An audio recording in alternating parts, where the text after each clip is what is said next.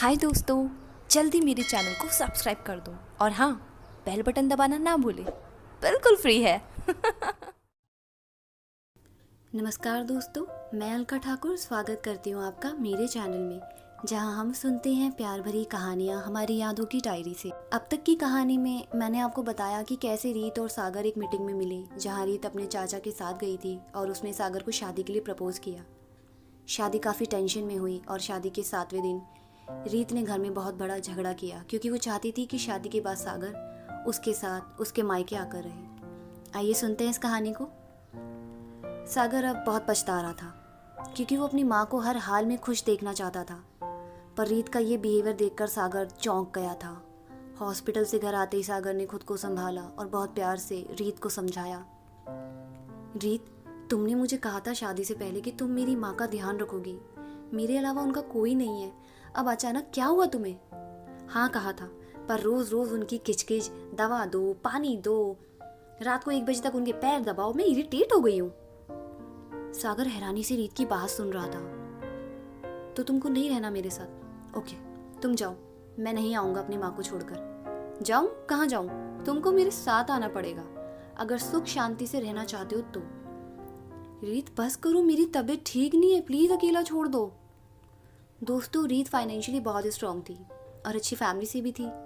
बचपन से लेकर आज तक रीत की हर जिद उसकी माँ ने पूरी की थी। पिताजी तो गुजर चुके थे, पर सागर को ये सब नहीं पता था। 1 महीना बीतने के बाद रीत का मन नहीं लग रहा था। महंगे रेस्टोरेंट में जाना, पार्टीज करना, शॉपिंग करना, उसे सिर्फ यही पसंद था। पर सागर ये ख्वाहिशें पूरी नहीं कर पा रहा था। रीत अपने मायके पहुंची और वहां जाकर उसने चाचा को सब रीत के चाचा पूरे तुर्रम खान थे, सोने पे सुहागा हो गया। सागर अपने काम में बिजी था, उसे रीत के चाचा का फोन आया। सागर घर आओ, शाम को बात करनी है। जी मैं आता हूँ। शाम को जब सागर पहुंचा तो पूरी फैमिली लिविंग एरिया में बैठी थी। रीत भी वहीं खड़ी थी। घर की मेड सागर की तरफ बढ़ी पानी देने के लिए। तभी चाचा जी ने मेड को गुस्से से वहां से भगा दिया। किसी ने कहा तुमको इसकी आओ भगत करो? सबकी औकात देखकर ही सबका सम्मान किया करो, समझी? चलो अंदर जाओ। सागर ये सुनकर रीत की तरफ देखने लगा, पर उसने मुंह पीछे फेर लिया। आप बात को बढ़ा रहे हैं चाचा जी, हम गरीब हैं मगर बहुत इज्जत है हमारी। क्यों बुलाया आपने मुझे यहाँ, वैसे ये बताइए। ओए, शादी तेरी से की है, तेरी माँ से नहीं, जो उसकी नौकरानी बन के रहेगी, समझा? सागर रीत की तरफ देखने लगा और रीत ये तमाशा देखे जा रही थी। सॉरी चाचा जी, मैं भूल गया था, मैं खुद ध्यान रख लूँगा अपनी माँ का, मुझे अब रीत की भी ज़रूरत नहीं। चाचा जी कुछ कहते सागर वहाँ से निकल गया। रीत अब घबरा गई थी। उसकी जिद थी कि सागर उसके साथ ही रहे। चाचा जी वो नहीं आए तो मुझे लेने? इसका तो खानदान भी लेने आएगा तुझे, पर एक काम करना पड़ेगा। रीत ने झट से पूछा। क्या काम? इसकी कंप्लेंट कर थाने में, बोल जाके कि ये दहेज मांग रहा है और इसकी माँ बहनें तेरे साथ अत्याचार करती हैं। ये सुनकर रीत ने कोई सवाल नहीं किया और अपनी गृहस्थी उजाड़ने के लिए उसने कंप्लेंट कर दी। कुछ टाइम बाद सागर को लेने पुलिस आई। सागर और उसकी बूढ़ी माँ को पुलिस जीप में बिठाकर थाने ले गए। यहाँ सागर की बहनों को सम्मन गया कोर्ट से, जिसमें उन्हें कोर्ट में पेश होना था। रीत ने आरोप लगाया था कि सागर की बहनों ने रीत को मारा पीटा है। सागर की हालत ये सब देखकर खराब हो गई थी। किसने सोचा था सिर्फ 25 साल की उम्र में सागर ने शादी की और कोर्ट कचहरी भी देख लिया। रीत को कोर्ट में देखकर सब उसे देखने लगे, पर रीत को उनसे रिश्ता रखने में कोई इंटरेस्ट नहीं था। सुनवाई पर रीत ने एक के बाद एक आरोप सागर पर लगा दिए। सिर्फ 2 महीने की शादी में। कोर्ट की अगली सुनवाई की डेट मिली। कोर्ट के बाहर रीत अपनी कार में जाकर बैठ रही थी, तभी उसके पास सागर गया। रीत, यकीन नहीं हो रहा यार, तुम ये सब भी कर सकती हो। अच्छा, तो क्या नौकरानी बन जाऊं मैं अब? तुमको मेरे साथ आकर रहना पड़ेगा सागर, नो ऑप्शन। इतना कहकर वो कार में बैठ गई। सागर अब कोर्ट की सुनवाई पर आने लगा और उसकी बहनें भी। एक शाम सागर अपने कमरे में बैठा था। न पर्सनल लाइफ बची थी न प्रोफेशनल। तभी उसे एक कॉल आया दिल्ली से। सागर सर, एक डील करनी है आपके साथ, आप आ सकते हो क्या दिल्ली? सागर ने खुद को संभाला, वो निकल पड़ा अपनी माँ का आशीर्वाद लेकर। सागर के लिए उसकी माँ भगवान थी, सब कुछ थी, उसकी दुनिया थी। डील हुई, सागर खुश हुआ। उसने सोचा मैं डिवोर्स ही ले लेता हूँ रीत से, सब खत्म, नई जिंदगी की शुरुआत करूँगा, बस माँ और मैं। घर गया तो उसे रीत वहीं मिली। तुम यहाँ क्या कर रही हो? तभी सागर की माँ बोल पड़ी। सागर खुशखबरी है, रीत माँ बनने वाली है। सागर खुश हुआ पर उदास भी। अब बचा ही क्या है, क्या करूँ मैं अब? सागर बेटा, वो अपनी गलती मान रही है, तू भी भूल जा, आगे बढ़ो। सागर ने भी सब भुला दिया और कोर्ट जाकर उसने कोर्ट से मोहलत मांगी रीत के साथ रहने की। सागर को बेटी हुई, सब ठीक रहने लगे।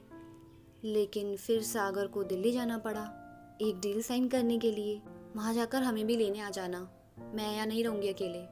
हाँ हाँ रीत, प्लीज़ माँ का ख्याल रखना। सागर निकल गया और यहाँ रीत ने पीछे से सागर की माँ के साथ झगड़े करना शुरू कर दिया। सागर को फ़ोन पर भी यही सुनने को मिलता कि वो जा रही है उसकी माँ को अकेले छोड़ के। सागर काम नहीं कर पा रहा था। वो दिल्ली में लॉयर से मिला। देखिए मिस्टर सागर, पहले आप एक एक करके अपने केस ख़त्म करो, फिर हम डिवोर्स फाइल करेंगे। सागर एक गार्डन में बैठा था, पूरी तरह टूट चुका था। शायद ये उसके कर्मा थे। सागर चंडीगढ़ वापस गया। वहाँ से वो रीत को और अपनी माँ को लेकर दिल्ली शिफ्ट हुआ। सारा काम उसका वहीं था और रोज़ रोज़ की किचकिच से दूर रहना चाहता था। तुम अपनी माँ को अपनी बहन के यहाँ छोड़ आओ ना, मुझे तुम्हारे साथ टाइम बिताना है। रीत पागल हो, बहन के ससुराल में वो कैसे रहेंगी और क्यों? तभी सागर की माँ वहाँ आ गई। मैं रह लूँगी, मुझे भी याद आ रही है रेखा की, तू छोड़ आ, रीत को टाइम दे बेटा। दिल्ली से जब सागर रो रो कर अपनी माँ को उसकी बहन के यहाँ छोड़ने जा रहा था तो दोनों माँ बेटे कैब में बैठे रो रहे थे। माँ, मैं आपको जल्दी लेने आऊँगा और जल्दी ही बड़ा फैसला भी करूँगा। ये फिर पुलिस कंप्लेंट ना करे इसलिए जाना पड़ेगा मुझे। बहन के यहाँ छोड़ आने के बाद सागर फूट फूट कर रोया। उसे रीत से अब नफरत होती जा रही थी। दोस्तों, प्यार में जब सम्मान ना बचे, सेल्फ रिस्पेक्ट ना बचे, अंडरस्टैंडिंग ख़त्म हो जाए और पार्टनर रीत जैसा हो तो लाइफ हेल हो जाती है, जैसे सागर की हुई। शादी के कई सालों तक ऐसे ही चलता रहा। सागर बार बार अपनी माँ को बहन के यहाँ छोड़ के आता और रीत को बहुत मनाता समझाता। शादी के 10 साल तक ऐसे ही चला।